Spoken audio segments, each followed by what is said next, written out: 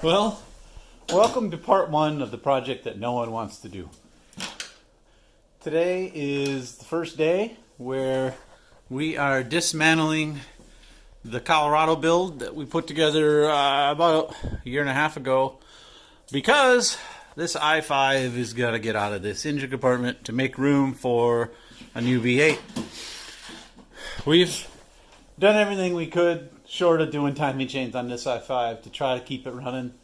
These things are just junk.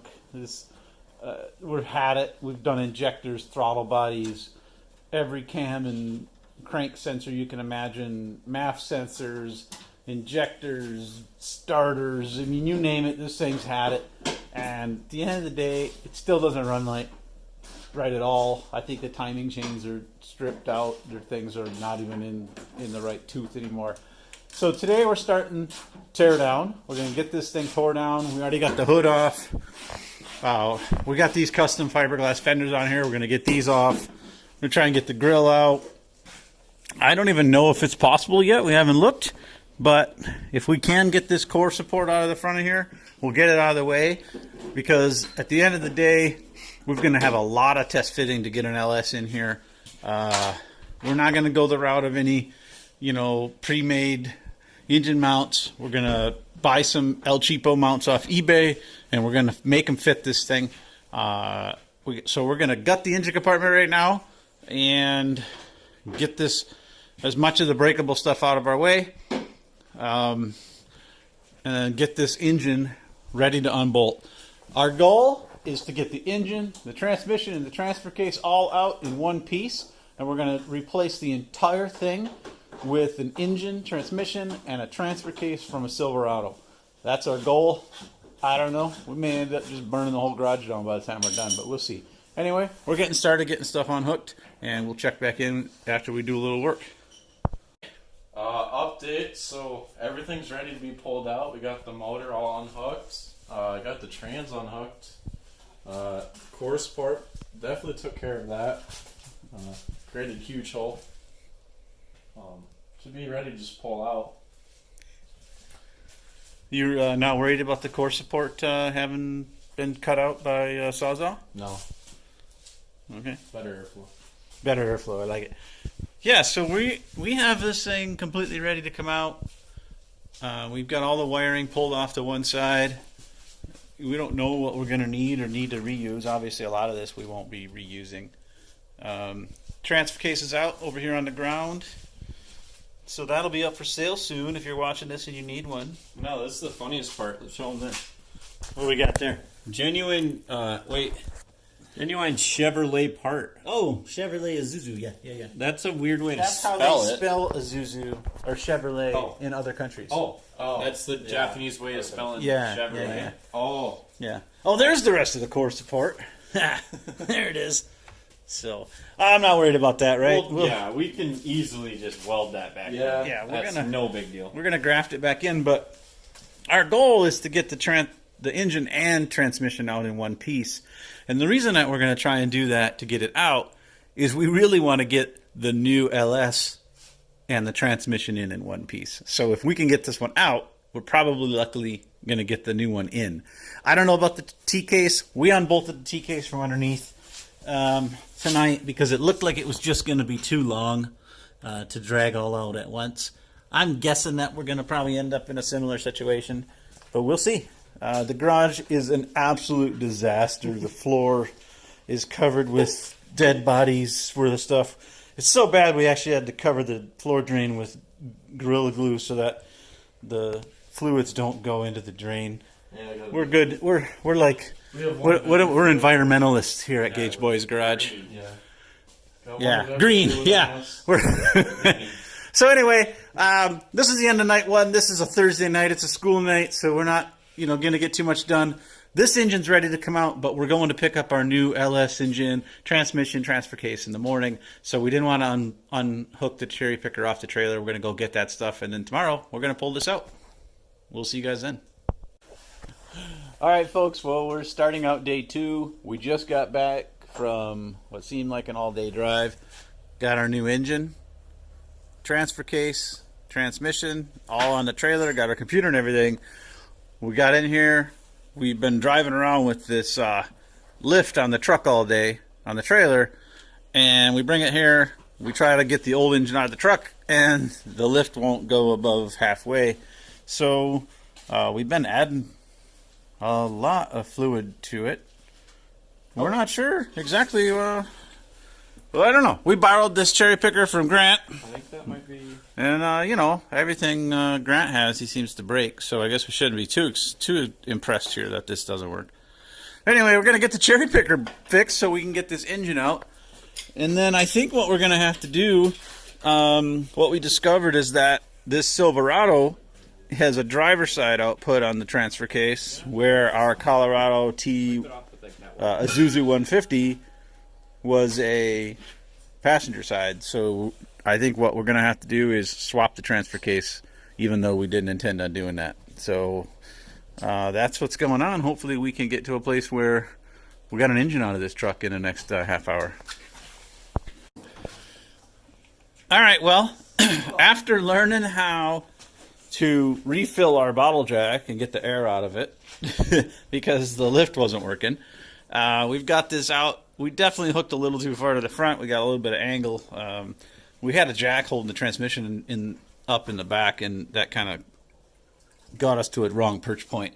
But either way, this thing is on its way out. We got everything unhooked. It's coming out. I think the biggest thing to note on this side of the motor, there is a shit ton of wires, and the dipstick for the oil pan is actually connected to the fuel lines with a big clip. You got to get that out of the way, or you're going to wreck your fuel lines when you're trying to get the engine out. Other than that, honestly, it kind of what we expected.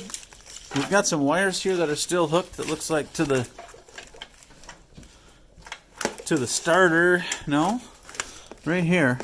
These are hooked over here still to the fuse box. So we're gonna have to get this off the motor and transmission in order to get this the rest of the way out. So this loom here has to get unhooked. So Seth, why don't you get this stuff?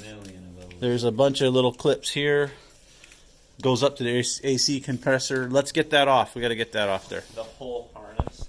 What's the matter? Thing's heavy. Weakling? Come on. Been working on those 5 bolts for the last 20 Yeah. years. So I got to work next week. Well, you can't set it there on top of the thing. No, there's just a bolt I have to get. That's why I put it there. Take it off. All right. Well, anyway, besides all this, the engine is out. Pick it up. Now set it.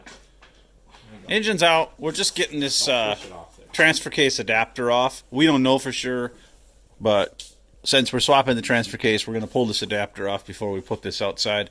The garage is heated, but we've had the door open for like the last hour, so we're going to do what we can to get stuff back inside. For no reason at all, yeah. I don't know. We're not thinking. We measured the 4L60E, and we measured the transmission that's on this, and they appear to be the same length. Honestly, everything about these two transmissions looks to be identical. Obviously, we know the bell housing's different because the starter is up here on the i5 and it's down here on the V8. But I think here to here, right, they're the same. They even have both say Toledo on them and stuff like that. The shift linkage, the assembly, the wiring here, the filter side, everything is exactly the same. So we feel real good that we're going to be able to take that 4L60, bolt our transfer case on, and slide it in with that V8. Right, Seth? Mm-hmm. No one's even pinched their finger yet. No. Keyword, Why didn't you say that? God damn it. Hey, is that fun? No. What are you doing? Finding out these clips from the original engine mounts. These kept the engine mounts locked in. So I'm gonna pound these out for the new engine mounts. These are the original clips to keep it from rotating in there. Gotta pound them out for the LS ones. Looks like you're bending the shit out of that. Yeah, that was Seth. So there's some guides for the factory engine mounts that are in here that prohibit that new mount from sliding in there all the way. We've been chiseling those out. It's good fun. That's good stuff. We've also been doing some wiring, chasing down a few of these wires to figure out exactly what we might need. We got some harness here that's actually going up to the front of the truck, and we're trying to make sure if we can get some tack wires or something out of here that we can use with the factory gauge set. So we'll see. A lot of these are junk, you know, going to the injectors and stuff like that. That'll get replaced with our new engine harness. But anyway, this is an update. Figured we'd kind of show you guys what we found with these engine mounts, because they're definitely problematic for us right now. So anyway, we'll get back to it. All right. We're getting this thing kind of mocked up to get it into the truck. What we've done since the last time we updated was we swapped out the adapter. So this is the 4L60E that come on our V8. We got the adapter from the back of the i5 transmission on here, and we've confirmed that our The same splines on the V8 on the i5 transfer case as the V8. Yeah, so we confirmed that our transfer case that was native in this Colorado, the Isuzu 150, will bolt up now to our 4L60 with that adapter. And the reason we want to keep the transfer case is because the drive shaft is completely different. Like the drive shaft splines are different on the half-ton transfer case, right? And and it's the half-ton transfer case is a driver side drop, so there's no chance of it working. Right, it won't work at all for us. If you remember, we got our hole cut in our core support. We can't get our manifolds past that hole right now. We're a little too wide. We had done the work to refill our jack earlier and purge the air out of it, but we're actually having a problem with height again, unless we're all the way up right now. No, we're not. We're not, I don't think. Anyway, we can't get it to go up higher, so we can't get past our manifolds right now. All we really wanted to do was get this in here and just see how are we looking and feeling for oil pan clearance, because we're trying to figure out if we need to buy close fit manifolds and if we need to buy a new oil pan. We're so close on an oil pan, I think we're going to be able to get by, but we don't know. Anyway, we're probably going to have to let this down and then try to jack it back up to see if our jack's going to finish going up for us. But wanted to give you guys an update. Great news on our transfer case. We're super happy about that. And we're just trying to get this in here just to see what's happening. We don't have our new motor mounts yet, so we know we got to deal with those. Again, we're just trying to set it in the rig and see what happens.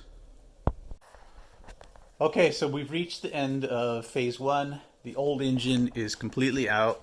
We've got our factory brackets spread apart to accept our new LS mounts. We've cut the mount off on the driver's side from the plate that goes on the engine so that we can move the engine and get it into place, mark where it needs to be. We'll tack that weld and then take it out and weld it. While we had this trying to get in there, it would not clear. So we were high on the firewall and we were hitting the diff down here with the oil pan. So we ended up having to source a new oil pan. We got this oil pan off eBay. Technically they say to use an LH8 oil pan, which is oil pan from the Hummer. This is called the hot rod swap oil pan.